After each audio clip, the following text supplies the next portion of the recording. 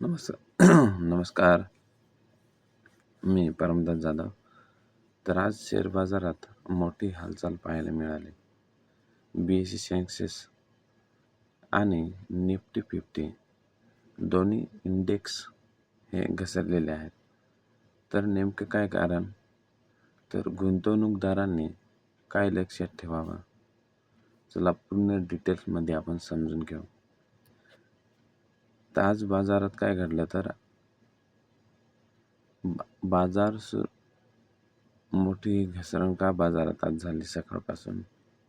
तर सेन्सेक्स सुमारे 700 पॉईंटने खाली आला, तर निफ्टी 24,400 अंकांनी खाली गेला. तर 3 दिवसाच्या वाढीनंतर मार्केट खाली आलेलं आहे.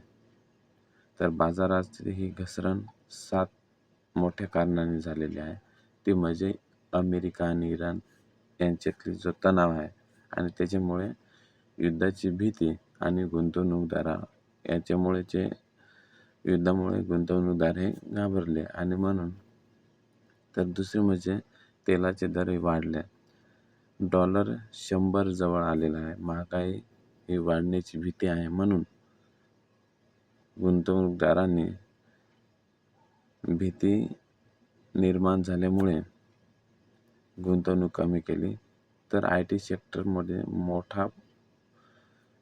जो IT सेक्टर आहे हा पडल्यामुळे HCL टेक, इन्फोसिस, TCS हे घसरले आणि म्हणून. तर चौथं म्हणजे ते विदेशी गुंतवणूकदार आहेत ते जास्त विक्री करू लागले.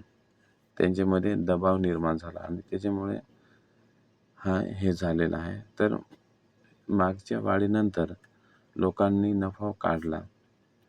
जे मागे मार्केट वाढलं त्याच्यामध्ये लोकांनी तो जो नफा आहे तो काढून घेतला आहे आणि म्हणून हे घसरला. तर इन्व्हेस्टर जे आहेत ते कॉन्फिडन्स कमी आहे इन्व्हेस्टरमध्ये, कारण हे जे युद्ध वगैरे चालू आहे त्याच्यामुळे हे सगळं घडलं आहे.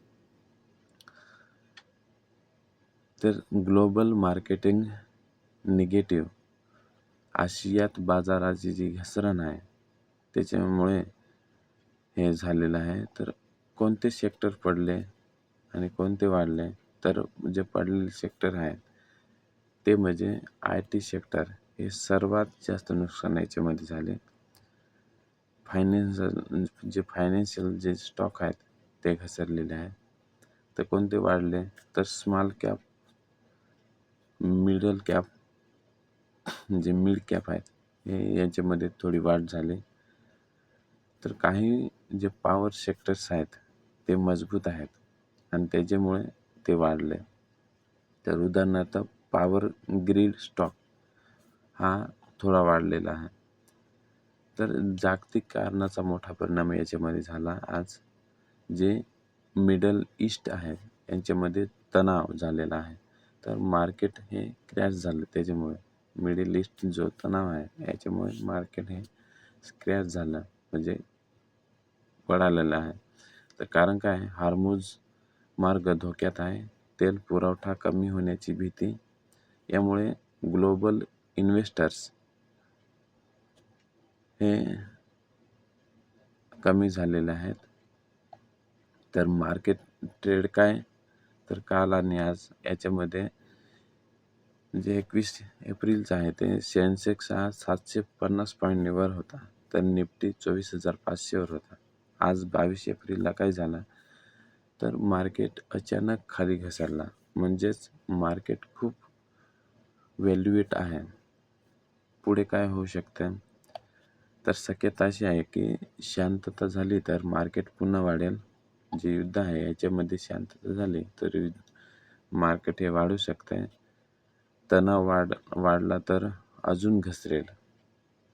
जे ऑइल आहे त्याचे जे प्राइजेस आहेत, किमती आहेत ते वाढले आणि त्याच्यामुळे मोठा क्रॅश होऊ शकतो.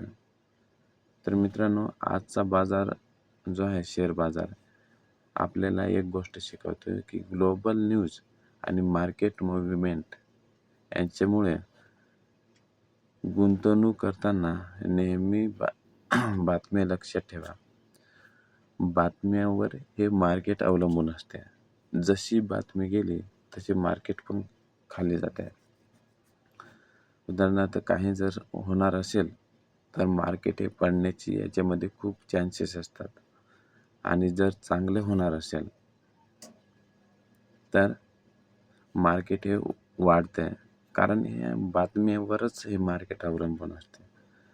अशाच अपडेटसाठी आपल्या चॅनलला सबस्क्राईब करा. धन्यवाद.